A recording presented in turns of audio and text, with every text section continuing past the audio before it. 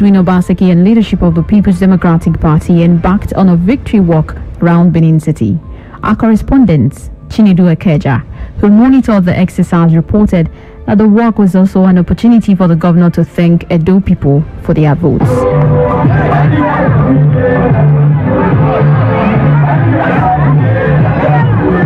The last time Governor Obaseki and his team were seen on a motorcade waving to a crowd of cheering supporters like this one was during the campaign a couple of weeks ago. Then he was asking for the people's votes.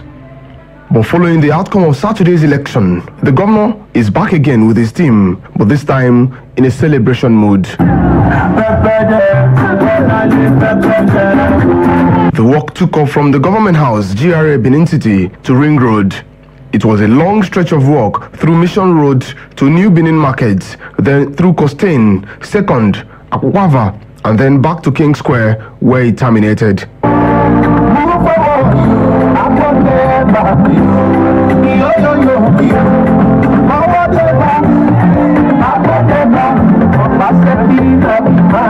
At every point in this long victory walk, traders, residents, artisans, drivers and passers-by were seen cheering, singing and dancing passionately to the victory songs emanating from sound systems in the motorcades.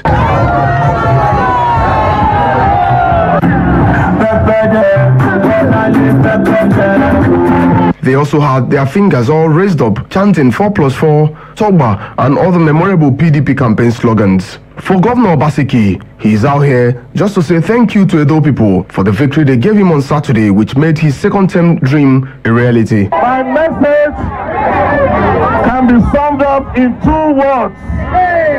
Thank you.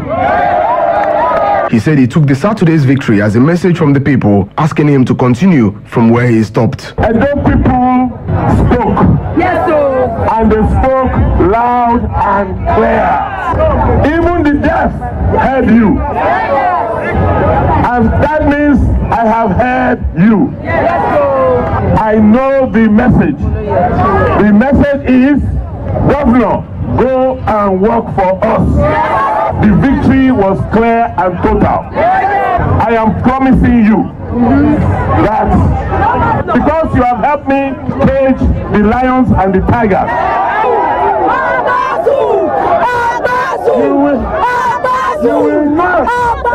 you will never see the lions and tigers again in Edo. We have permanently kept them in the zoo now. So we now have the freedom to go and do our work. The chairman of the People's Democratic Party State and the national vice chairman south of the party, Chief Dan Obi, said the victory was the dawn of a new era for the people of the state. Your vote is going to chart a new course for the politics of Edo State and Nigeria. I can assure you, you have spoken and your message is very loud. Not just in Edo State, but to Nigeria. The re-election of Godwin Obaseki will bring a new dawn in the politics of our state. You are choosing the path of progress and development. And that, I can assure you, Godwin Obaseki will give to Edo State. Wife of the governor, Betsy Obaseki, Deputy Governor, Right Honorable Philip Shaibu and his wife, party leaders were all present during the walk. Chinedu Ekeja, KUFM News. And moving on, the All Progressives Congress, APC, has congratulated Governor Godwin Obaseki on his re-election as the governor of Edo State. The chairman of the APC National Caretaker Committee, Mai Malabuni, in a statement on Monday said the peaceful conduct of the election and its outcome represent a victory for Nigeria's democracy. He said the party and the president remain committed to free and fair elections to strengthen the foundation of the country's political and moral authority. He commended INEC, security agencies and all political parties that contested the election for the successful conduct of the election. The Yobe State governor also commended the party's flag bearer, Pastor Sageze Yamu, for his tenacity and leadership, while appreciating the efforts of the immediate past national chairman of the party, Adam Soshomole, and other members for demonstrating unwavering support for the party and its candidates in the election. Governor Buni added that it is time to unite to move the country's democracy forward and put an end to the era when the electoral contest becomes warfare. More reactions have continued to trail the re-election of Governor Godwin Obaseki and candidate of the People's Democratic Party (PDP) in the September 19th governorship poll. A constitutional lawyer, Olayiwola Afolabi, who described the election as one of the best conducted in recent times, said the outcome showed the true will and expectation of the people. He was of the opinion that September 19 should be immortalized and marked as Democracy Day in Edo State. Everybody is happy in Edo State, and it shows that when a governor works for the people will reciprocate him in election. And what they have done, Obaseki has worked everywhere, and I want Obaseki to declare September 19 as Democracy Day in Edo State, because that's the day Godfather was removed in Edo State. We are very happy. Now, that cap now has sent to Ekiti State. 4+4 on Bane. Another lawyer, Ebosele Okifo Esquire, said the election was free, fair and credible. He therefore advised Pastor Osage Izeyam not to bother challenging the outcome of the election in court, saying it will be a waste of time and resources. This is overwhelming. There was no case of ringing. The election came in free and fair. There was no problem. It was peaceful. Everybody can attest to that. I wonder what he wants to prove in court if he goes to court. So my advice to him is that he should keep his gunpowder dry, cooperate with the incumbent, cooperate with Edo State, make sure that we move forward. Then at the end of the day, in 2023, he could go in for a senatorial ticket. And I'm sure he will get it. Also, the Nigeria Civil Society Situation Room on Monday commended the Independent National Electoral Commission (INEC) for conducting what it termed a much improved governorship election in Edo State. The Situation Room, which is a coalition of 70 civil society organizations (CSOs) that monitored the gubernatorial election that held in Edo State last Saturday, urged INEC to ensure that the progress made with improvement in its conduct of the election are deepened and sustained during the Ondo State governorship election scheduled for October 10th. The coalition, which issued a statement on reports of observers that monitored the Edo governorship election from commencement of polls to the collation of results, further commended the professionalism and conduct of the police and other security agencies deployed for election duty.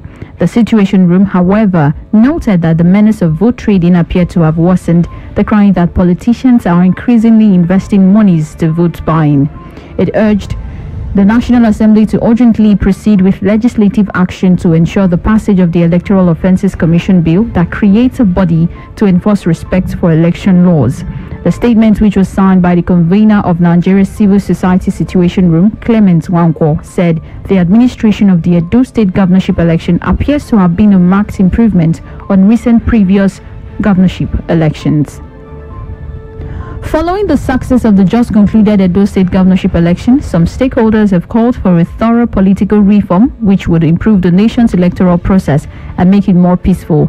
A non-governmental organization, Faculty of Peace, made the call on the heels of the 2020 World Peace Day, observed every 21st of September.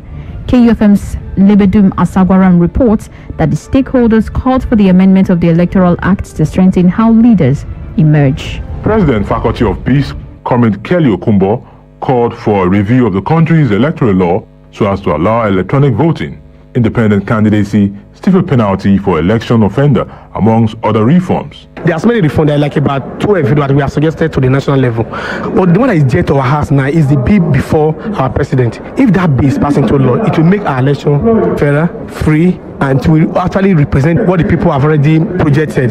So other reforms, we talk about stiffer penalties for those who contravene electoral fraud.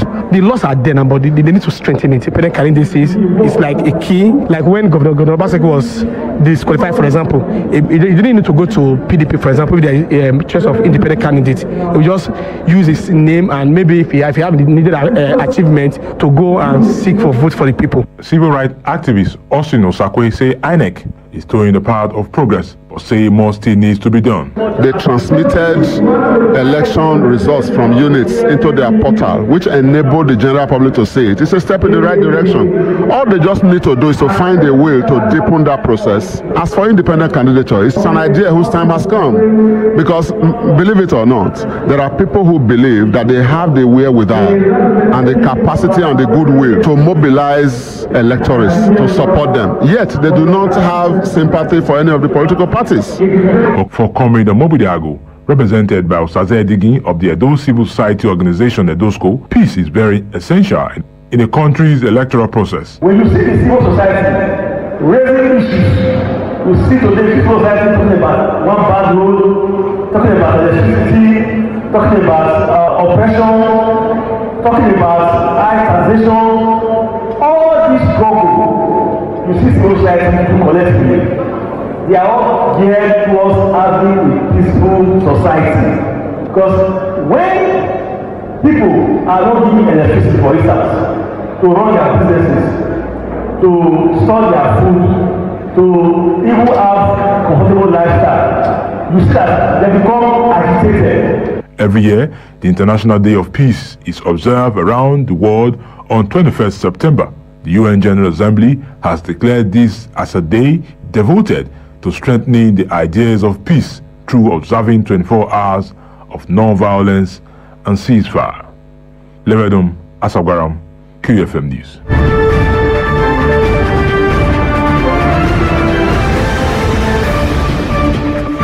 And now moving on to other stories in Delta State, where the state government has sanctioned 41 teachers for examination malpractice during the 2019 West African Senior School Certificate Examination (WASC).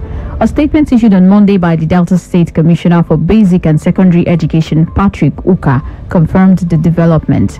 According to the Commissioner, the decisions follow the recommendation of the Examination Ethics Disciplinary Committee of the state.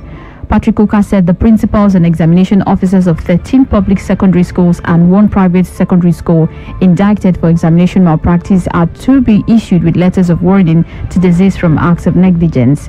The state government also approved the reopening of a secondary school which was closed down last year for examination malpractice.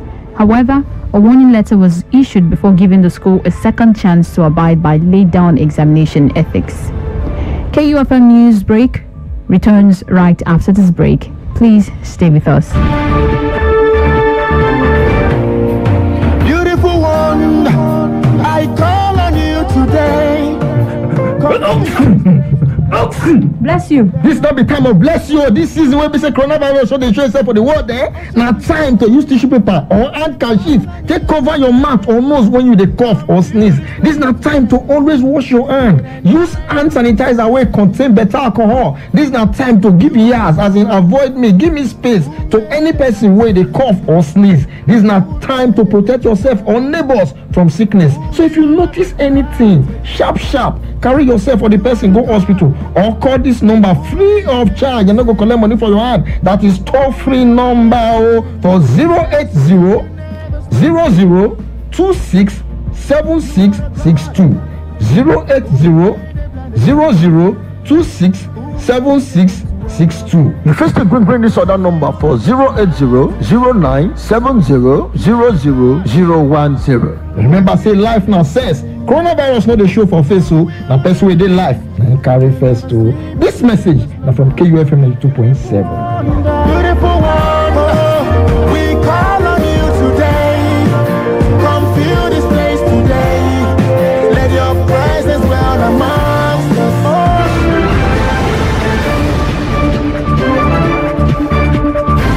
Welcome back. You're still listening to Newsbreak on 92.7 KUFM. And now to the rest of the news. The Accident Investigation Bureau, AIB, on Monday released the preliminary report of the accident involving a Bell 206B helicopter operated by Corium Aviation Limited, which crashed into residential buildings in Okwebe area of Lagos on 28th of August 2020. According to the AIB report, the helicopter had no fuel left in the fuel tanks after the crash. Though the report indicated that the chopper was fitted with a long-range extender fuel system, it however did not have capacity for fuel jettison.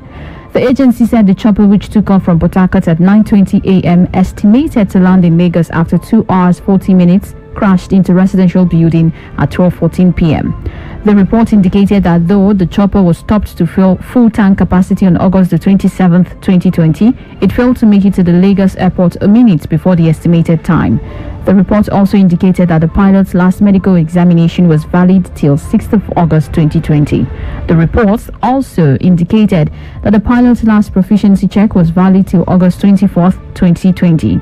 Recall all 3 persons on board, one pilot, an engineer, and a fitter mechanic, died. However, No casualty was recorded from those on the ground.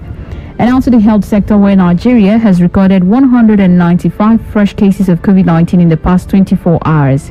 The Nigeria Center for Disease Control, NCDC, disclosed this in its latest update on Monday night. According to the agency, the new cases were recorded in Lagos, the FCT, and 9 other states. While Lagos reported 39 cases, the FCT recorded 15 fresh infections respectively. Others include Enugu 51, Gombe 40, Plateau 23, Rivers 12, Kaduna 8, Ondo 3, Bauchi 2, Edo and Ogun each reporting 1 case. On a positive note, the country has been able to manage 48,674 cases effectively since the initial outbreak of the virus on February 27th. Unfortunately, over 1,000 persons have died from the virus. Meanwhile, the Presidential Task Force on COVID-19 has disbursed 1 billion naira each to 32 states in the country amid the pandemic. PTF coordinator Dr. Sani Aliyu announced the disbursement of the sum on Monday during a briefing in Abuja, the nation's capital. Coming up in a moment on our entertainment news, Minister of Information explains commercialization of Nigerian Film Corporation. Please stay with us.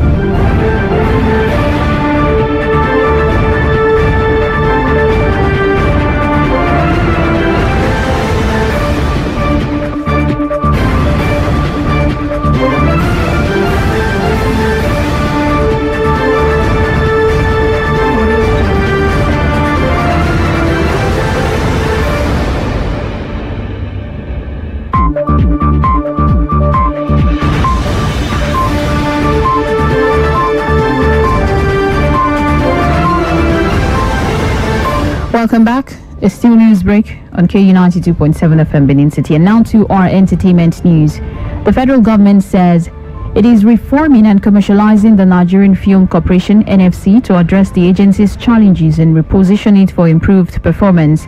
The Minister of Information and Culture, Lai Mohammed, made this known on Monday in Abuja while inaugurating a steering committee for the reform and commercialization of the corporation. He said the federal government has engaged the services of a business development consultant to conduct a due diligence on the corporation and the sector and recommend a strategy that is suitable. The minister said the NFC, which was established with a mandate to plan, promote, organize and coordinate the development of the Nigerian motion picture industry, has not been able to meet up with its statutory functions due to the bureaucratic limitations, budgetary constraints and operational inefficiency. He noted that since its establishment, the corporation has faced several challenges, including inability to engage in commercial film production. Mohammed said the reform of the corporation will help in the efforts of the government to reposition the nation's film industry, Nollywood, and make Nigeria the capital of entertainment in Africa. And now to the foreign scene. Reality TV star Kim Kardashian is allegedly set to divorce her billionaire husband, Kanye West. The rapper's bipolar disorder and his anti-abortion stance have taken toll on their crumbling marriage. Kim is said to have the whole divorce planned out. However, she is waiting for him to get through his latest episode. Kanye West and wife Kim Kardashian got married in 2014 and have 4 children together. Over the last few months, the rapper has been on a tell it all mode on Twitter. At some point, he revealed he almost had his first daughter aborted. A few days ago, he also took to Twitter where he hinted about getting murdered and his daughter taken away from him.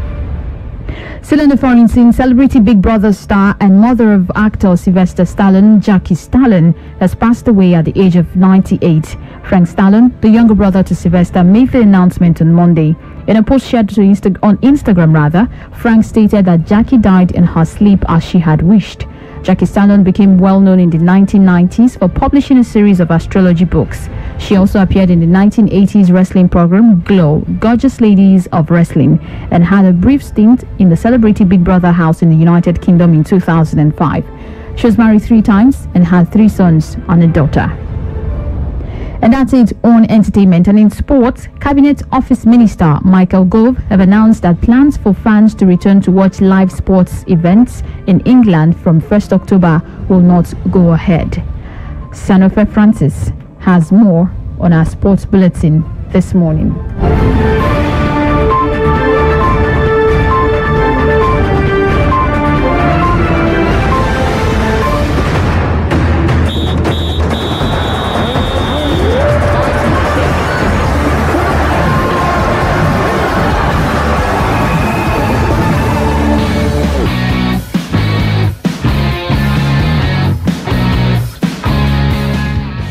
Good morning, welcome to Sport News.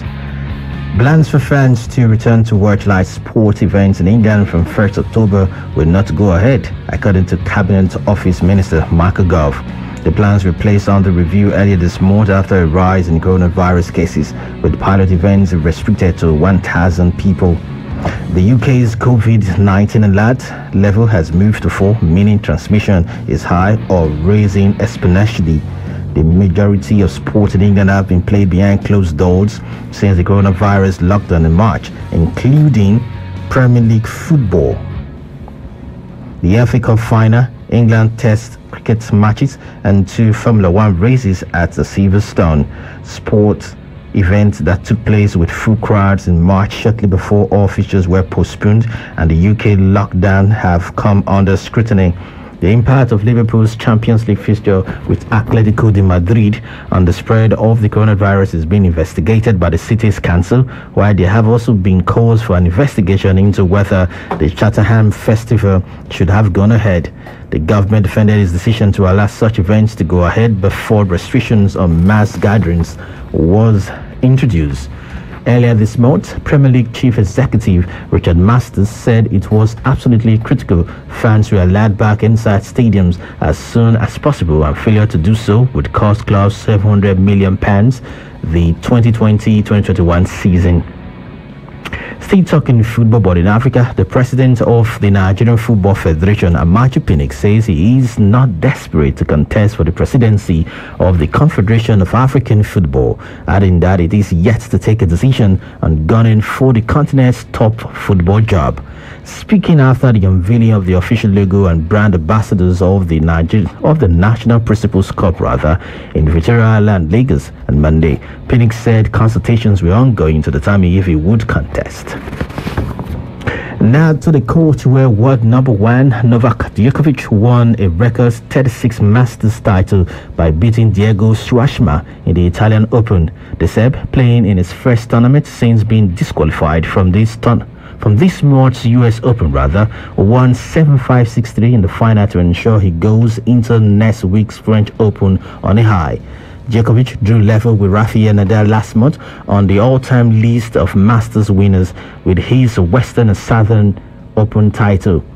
Watched by a crowd of about 1,000 socially distant fans, Djokovic got off to a poor start against the Argentine 8-seed Schwartzman, finding himself 2 breaks down at 3-love as the rain fell in Rome. Djokovic then set up 3 match points after a series of winners that had Schwartzman scamping around the court, stealing a 5th Italian Open title on the 3rd when the Argentine went wide. It is Djokovic's 81st career title and 4th of the year, and sends him to Roland Garros with a sparring in his step after his humiliating exit from the US Open, where he was defaulted for accidentally hitting a ball at a line judge. The French Open starts on Sunday, with Nadal seeking a record-extending 13-match singles title in Paris. And that's it from sports. I'm Sanafi Francis.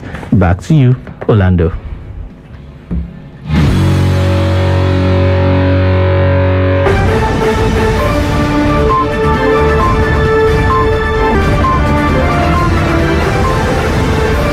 Thank you so much, Sanofi Francis, and that's the news. But before we go, let's take a quick recap of the headlines.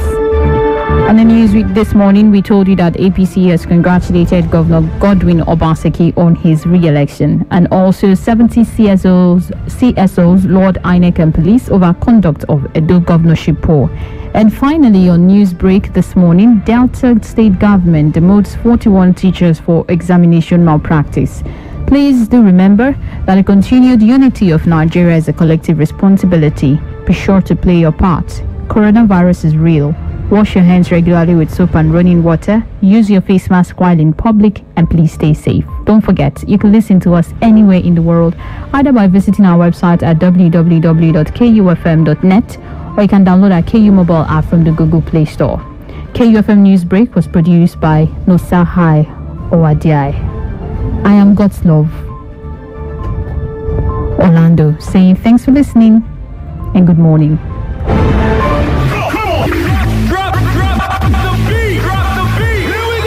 92.7